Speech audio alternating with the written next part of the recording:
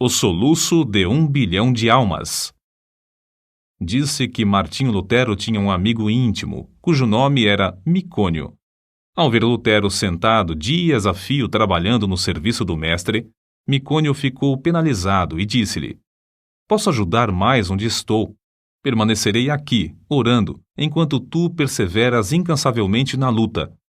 Micônio orou dias seguidos por Martinho. Mas enquanto perseverava em oração, começou a sentir o peso da própria culpa. Certa noite, sonhou com o Salvador, que lhe mostrou as mãos e os pés. Mostrou-lhe também a fonte na qual o purificara de todo o pecado. "Segue-me", disse-lhe o Senhor, levando-o para um alto monte de onde apontou para o nascente. Micônio viu uma planície que se estendia até o longínquo horizonte.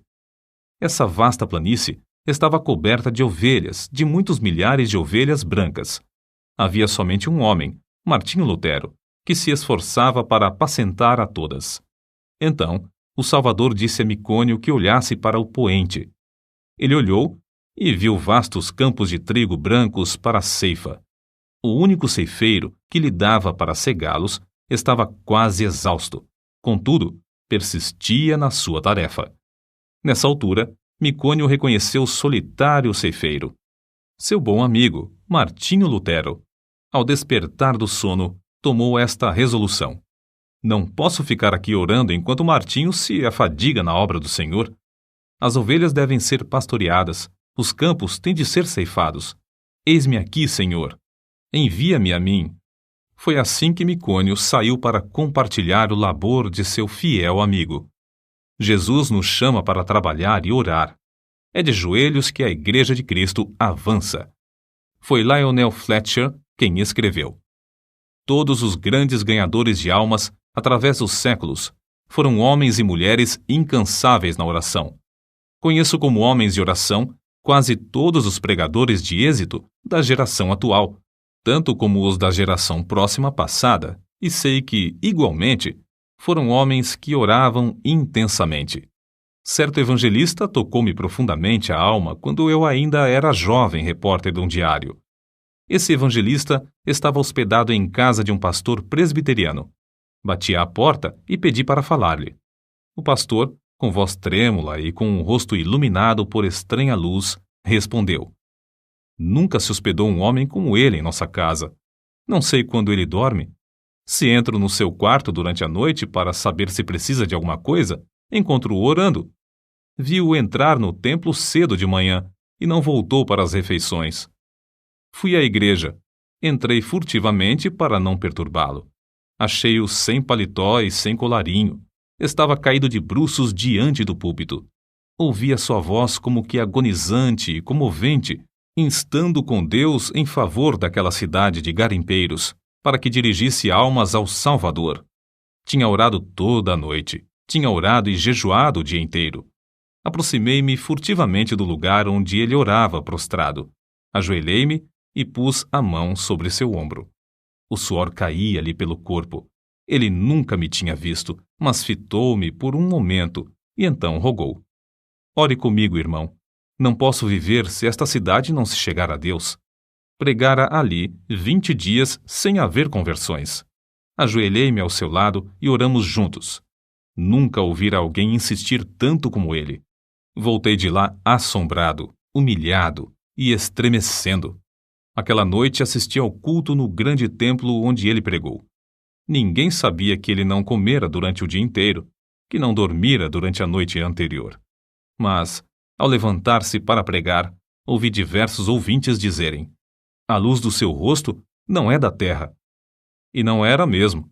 Ele era conceituado instrutor bíblico, mas não tinha o dom de pregar. Porém, nessa noite, enquanto ministrava, o auditório inteiro foi tomado pelo poder de Deus. Foi a primeira grande colheita de almas que presenciei. Há muitas testemunhas oculares do fato de Deus continuar a responder às orações, como no tempo de Lutero, Edwards e Judson. Transcrevemos aqui um comentário publicado em certo jornal. A irmã Dabney é uma crente humilde que se dedica a orar. Seu marido, pastor de uma grande igreja, foi chamado para abrir a obra em um subúrbio habitado por pobres. No primeiro culto não havia nenhum ouvinte.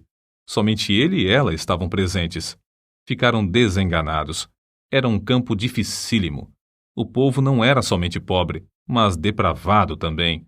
A irmã Dabney viu que não havia esperança a não ser clamar ao Senhor e resolveu dedicar-se persistentemente à oração.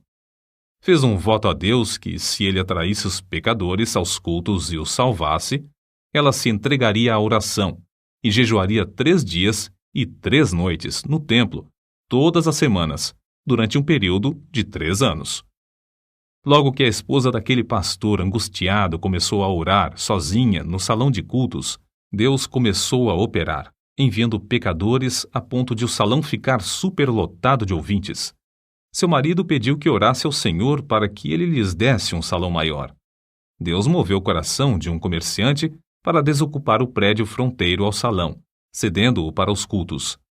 Continuou a orar e a jejuar 3 vezes por semana, e aconteceu que o salão maior também não comportava os auditórios. Seu marido rogou-lhe novamente que orasse e pedisse um edifício onde todos quantos desejassem assistir aos cultos pudessem entrar. Ela orou e Deus lhes deu um grande templo, situado na rua principal desse subúrbio.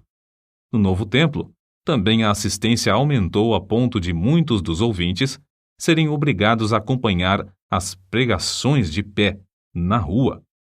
Muitos foram libertos do pecado e batizados. Quando os crentes sentem dores em oração, é que renascem almas. Os que semeiam em lágrimas cegarão com alegria. Salmos, capítulo 126, versículo 5. O soluço de 1 bilhão de almas na terra me soa aos ouvidos e comove o coração. Esforço-me, pelo auxílio de Deus, para avaliar, ao menos em parte, as densas trevas, a extrema miséria e o indescritível desespero dessa multidão de almas sem Cristo. Medita, irmão, sobre o amor do Mestre, amor profundo como o mar. Contempla o horripilante espetáculo de desespero dos povos perdidos, até não poderes censurar, até não poderes descansar, até não poderes dormir. Sentindo as necessidades dos homens que perecem sem Cristo, foi que Carlos Inwood escreveu o que falamos há pouco, e é por essa razão que se abrasa a alma dos heróis da Igreja de Cristo através dos séculos. Na campanha de Piemonte, Napoleão dirigiu-se aos seus soldados com as seguintes palavras: ganhastes sangrentas batalhas sem canhões, atravessastes caudalosos rios sem pontes, marchastes incríveis distâncias descalços, acampastes inúmeras vezes sem coisa alguma para comer. Tudo graças à vossa audaciosa perseverança. Mas, guerreiros, é como se não tivéssemos feito coisa alguma, pois resta ainda muito para alcançarmos. Guerreiros da causa santa, nós podemos dizer o mesmo. É como se não tivéssemos feito coisa alguma. A audaciosa perseverança é-nos ainda indispensável. Há mais almas para salvar atualmente do que no tempo de Miller, de Livingstone, de Patton, de Spurgeon e de Moody. Ai de mim se não anunciar o Evangelho. 1 Coríntios, capítulo 9, versículo 16. Não podemos tapar os ouvidos espirituais para não ouvir o choro e os suspiros dos atuais 6 bilhões de almas na Terra, que não conhecem o caminho para o lar celestial.